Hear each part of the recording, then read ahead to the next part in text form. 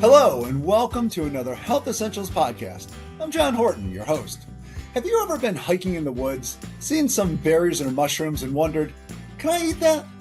Or maybe it's hours later, and all of a sudden you start feeling a little itchy. That's when you discover a rash on your arms or legs, or someplace worse. What, you wonder, caused that? Yep, nature is full of surprises, which is why it's important to be armed with some knowledge before you start wandering around. There's beauty in the natural world, but there are also plenty of dangers. To help guide us safely through, we're joined today by Chris Bazzoli, an ER doc and wilderness medicine specialist. He's one of the many experts at Cleveland Clinic who stop by the podcast every week to share their wisdom. So with that, let's lace up those hiking boots and go exploring with Dr. Bazzoli.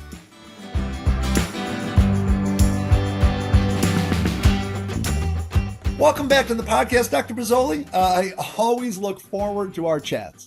Thanks, John. Me too. Thanks for having me back. I appreciate it. Before we jump into our topic, Dr. Bazzoli, I'd like to talk about you for a minute. The last time you were on and we were talking about ticks, we didn't really have time to get into this, but I didn't want to miss this opportunity again. And that's just talking about kind of your background. And I know your resume includes listings as a fellow of the Academy of Wilderness Medicine, and a diplomat in mountain medicine. Those are like next level cool titles. And I'm guessing you kind of have some stories to tell from your work in that. And if you could just share a little bit about what you do in that role. Yeah, thanks so much. My gateway into medicine was actually a wilderness EMT course just outside of Yosemite during summer in college. Because one of my friends who was a few years older had really spoken so highly of it. And I wasn't really sure at the time kind of what I wanted to do. That opened the doors. I worked as an EMT, decided to pursue medicine and especially emergency medicine.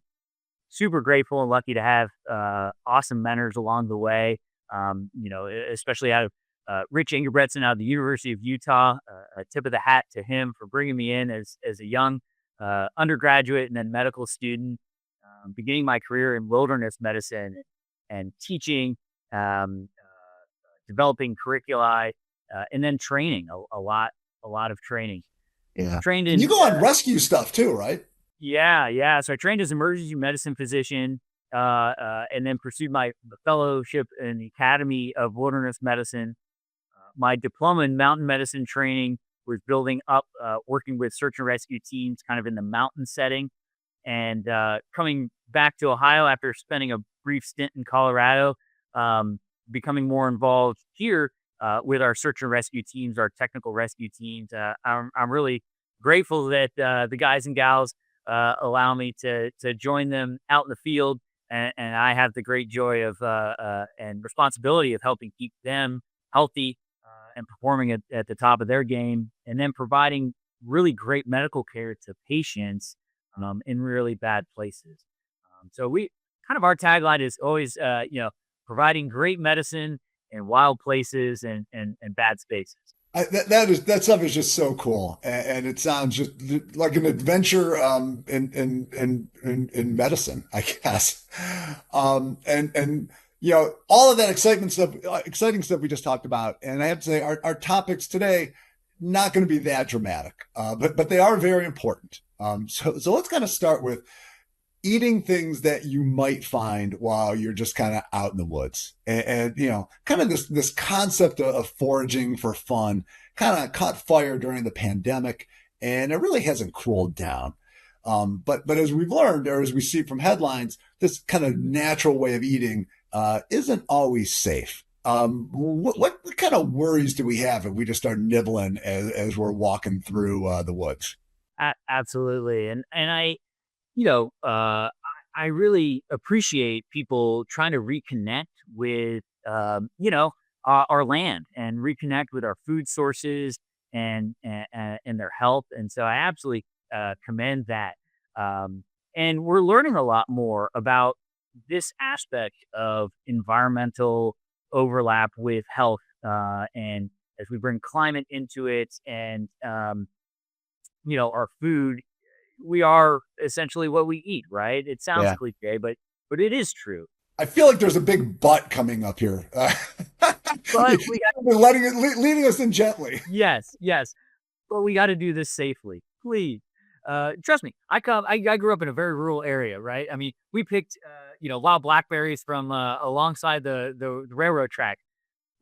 Probably with what I know now, probably wouldn't have eaten those berries as much, right? We have to think about a lot of factors, right? So next to a railroad track or next to a highway or roadway, all of the dust and the exhaust and fumes settle on anything that we may pick and eat.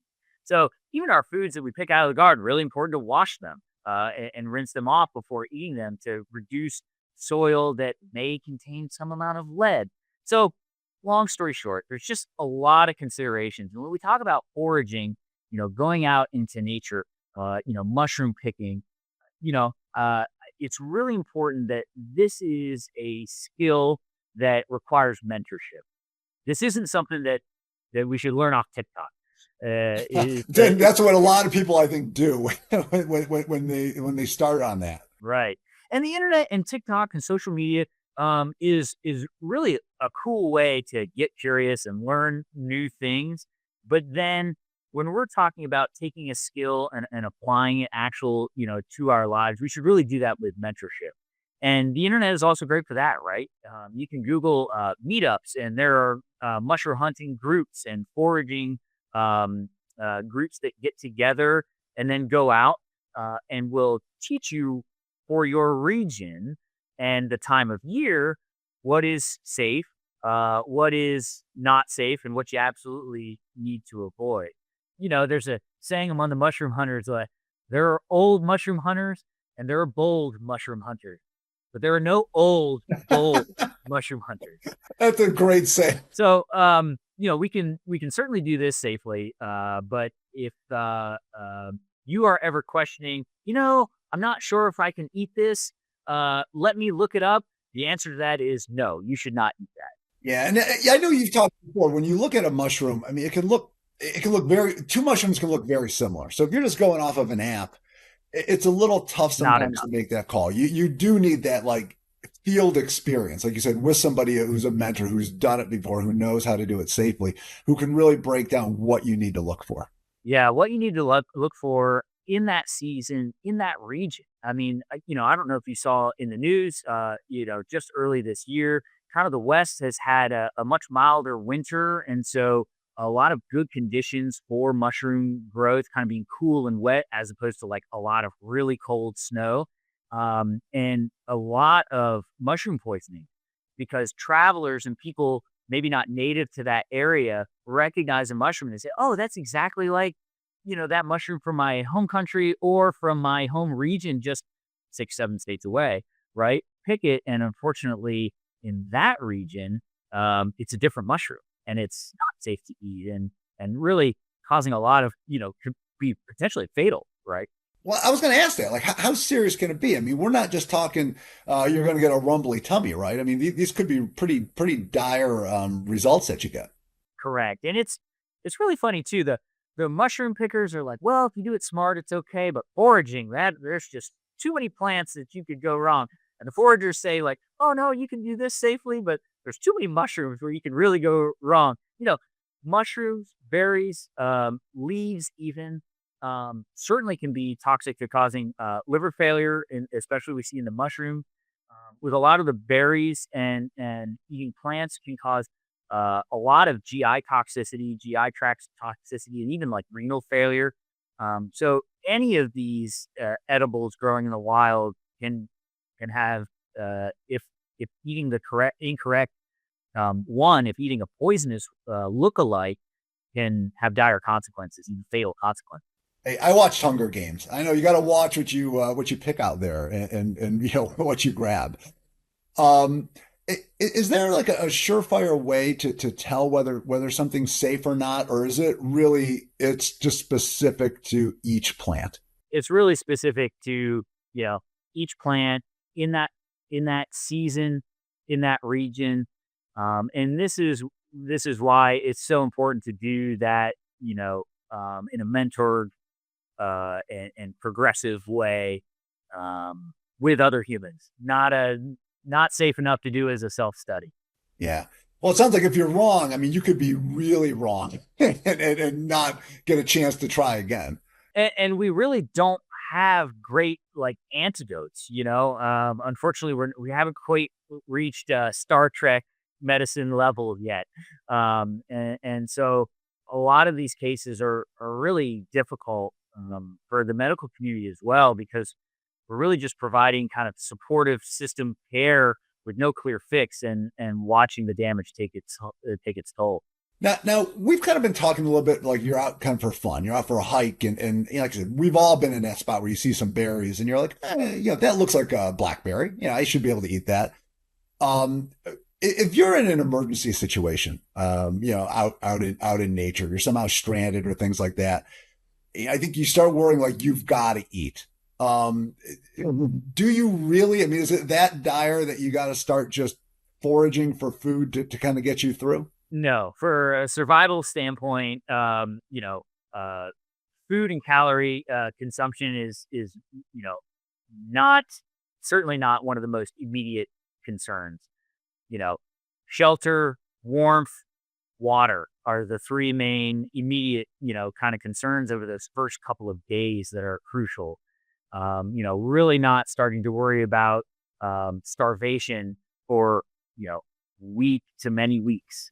Yeah, being hangry is not an emergency medical concern. Is that, I think, what I'm hearing? Yes, I would love to print that on a sign, but yes, in a survival situation, making sure that you can stay warm enough, that you're sheltered enough from the elements, and then water. We can't live without water very long. So, and especially dependent on the environment, finding a fresh source of water, or the least dangerous source of water that we can utilize.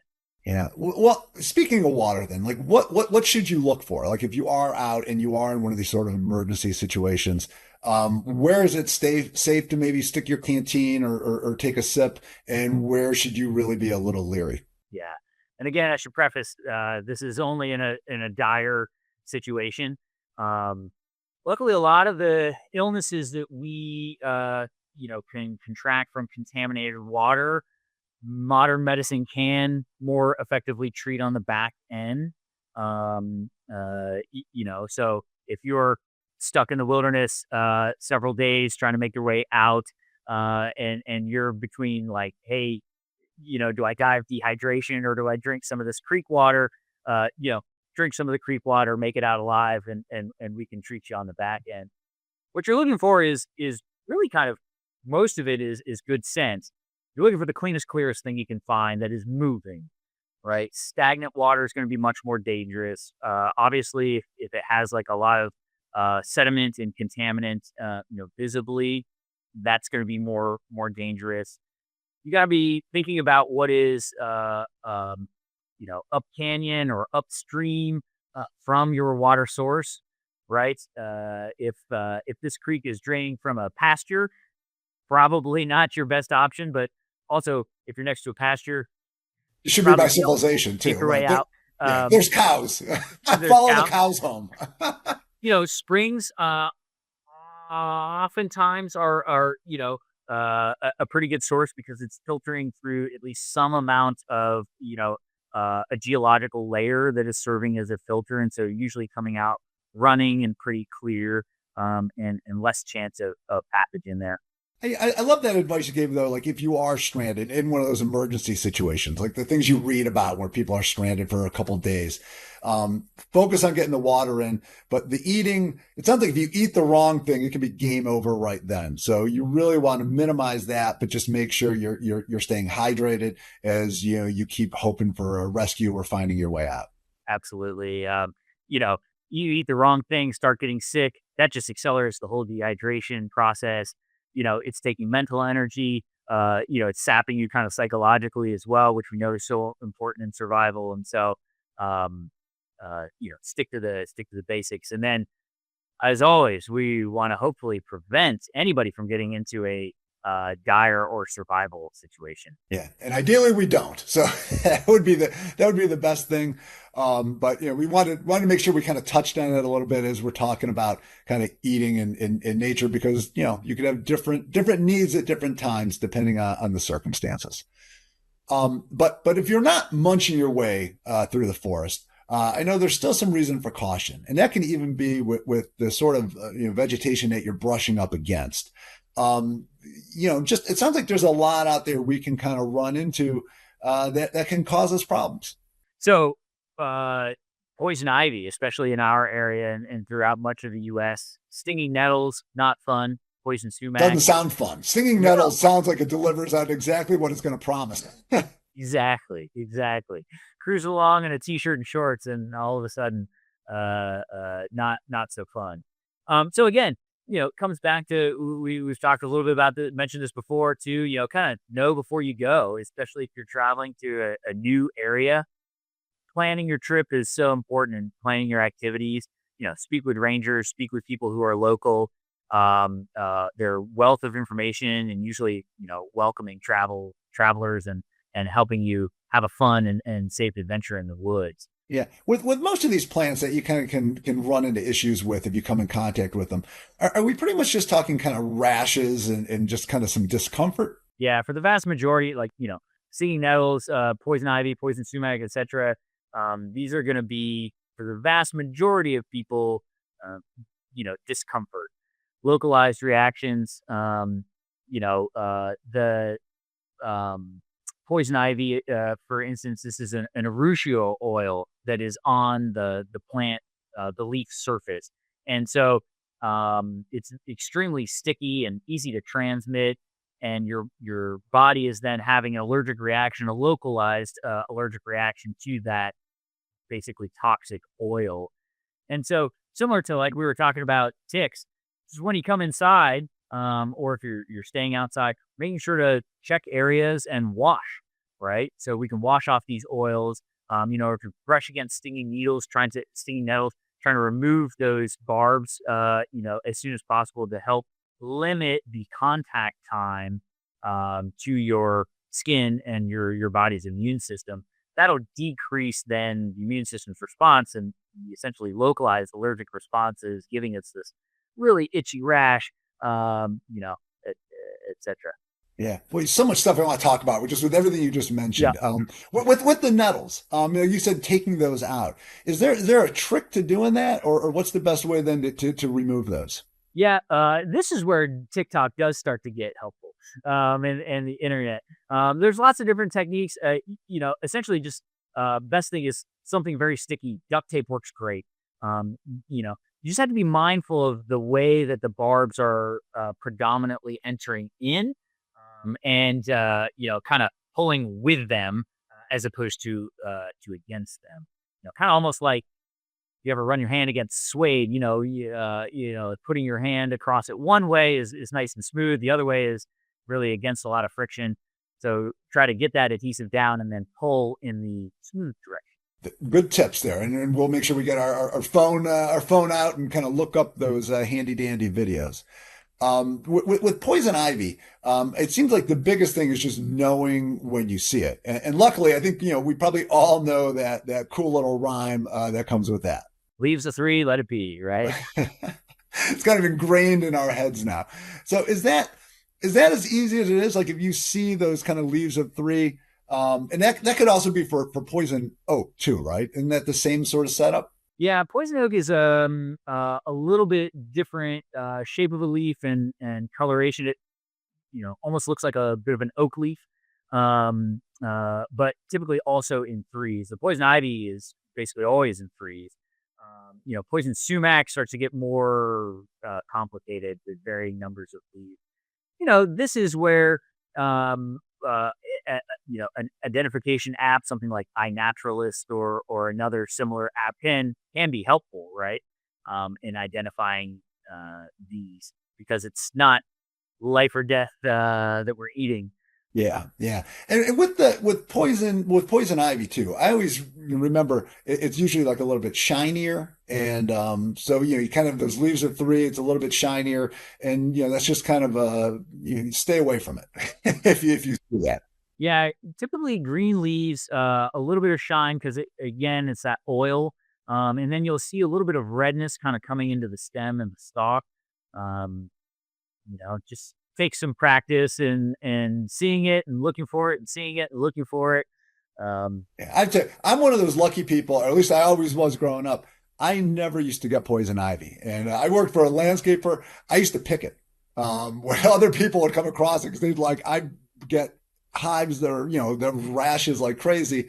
It never used to bug me for some reason.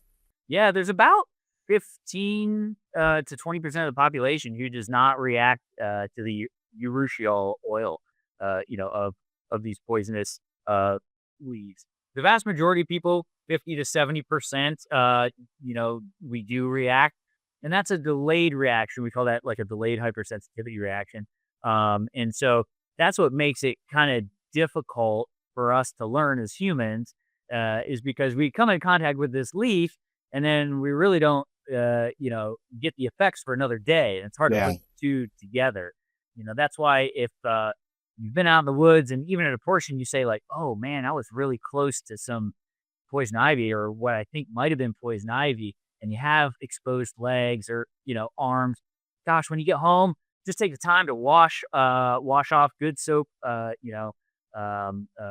Any good soap. If you really want to get tricky with it, Dawn dish soap is really good. Just washing all of that oil off.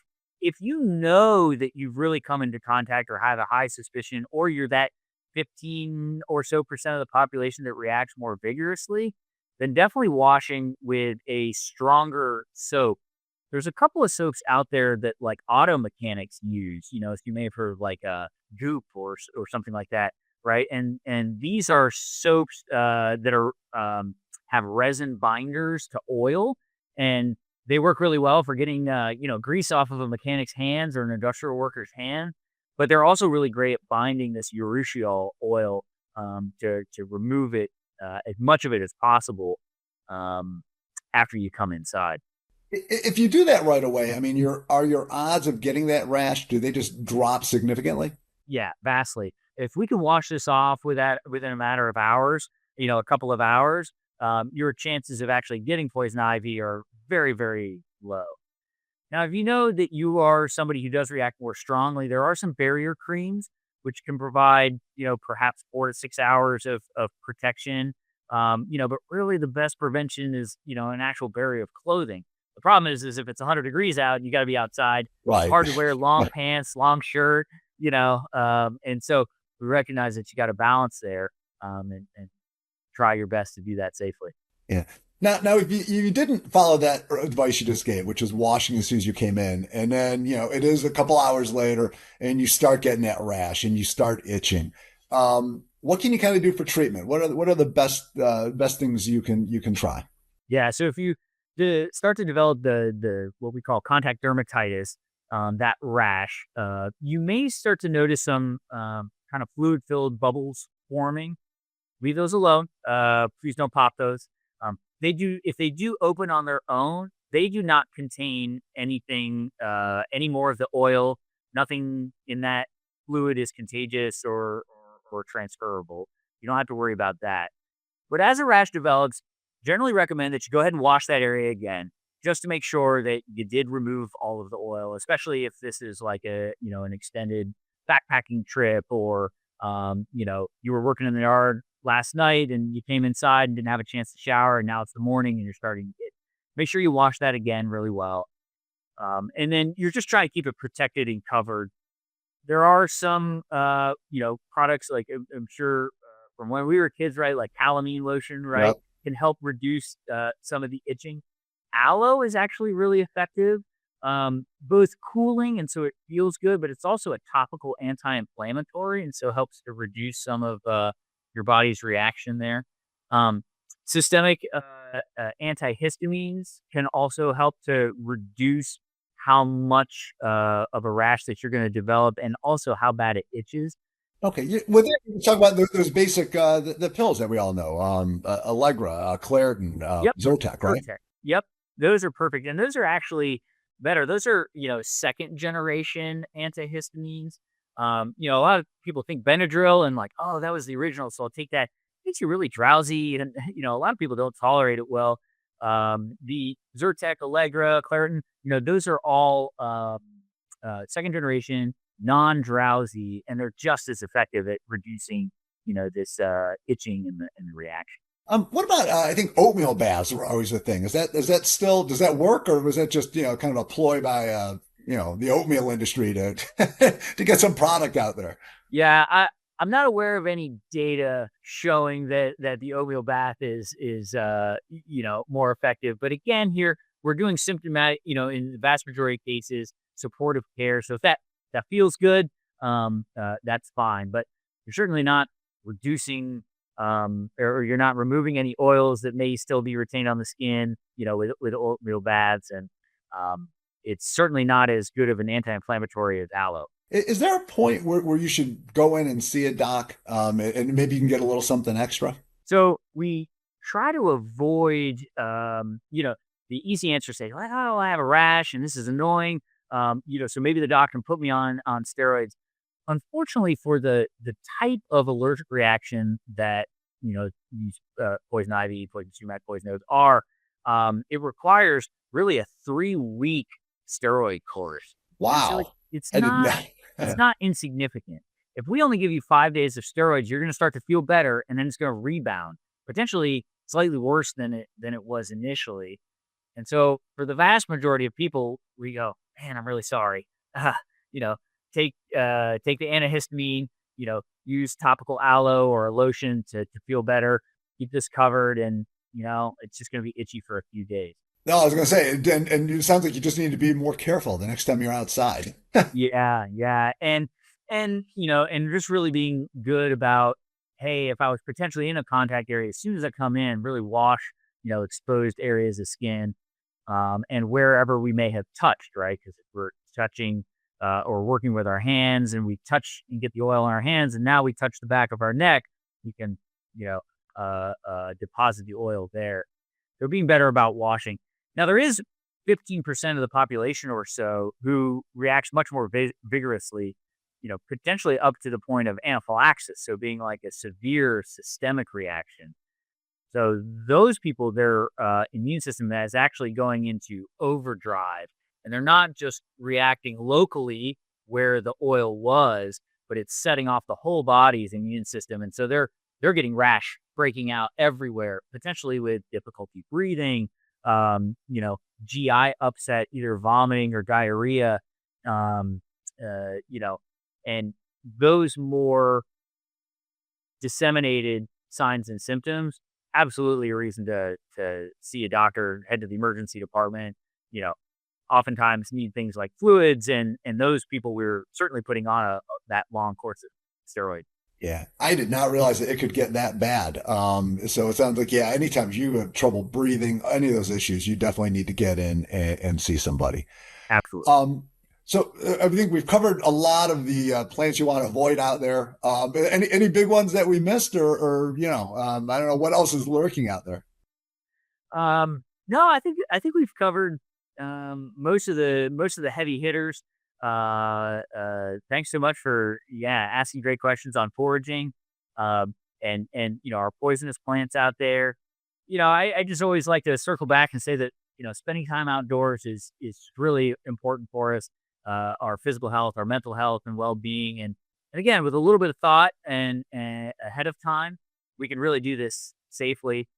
I always reference my colleagues at the Park Service. They put together a lot of really great information. Their whole know before you go setup, and actually you can search on the internet National Park Service trip planning. They have a really great guide, even just for day trips to week-long trips, traveling across the country, or just your local state parks or a national park near you. A lot of really great things to think about ahead of time. You know, uh, Safety and preparation doesn't always get the glory. It's a good way to go, man. You just got to plan a little bit in advance, and 'cause I'm guessing that you're not available to come with us on every hike. I'm unfortunately not. I would love to come hiking with you, but you can be the hero of your family with a little bit of planning and prevention, and everybody coming back safe, happy, healthy, having had a great time, as opposed to, man, dealing with a couple of kids with a rash and illness. So know before you go, and a little bit of prep can go a long way to have a great time. All right. Well, you gave us some great advice, and I think with that, we should all be able to get home safely. So thanks again for coming in, and I can't wait to have you back on, Dr. Bazzoli. Thanks, John. I appreciate you. Nature is filled with wonders, but it pays to be careful out there. Be extremely cautious if you're foraging for potential food, and watch where you're walking too, as some plants may leave a reminder of any encounters. Bottom line, enjoy the scenery with your eyes, and maybe keep your hands to yourself. If you liked what you heard today, please hit the subscribe button and leave a comment to share your thoughts. Till next time, be well.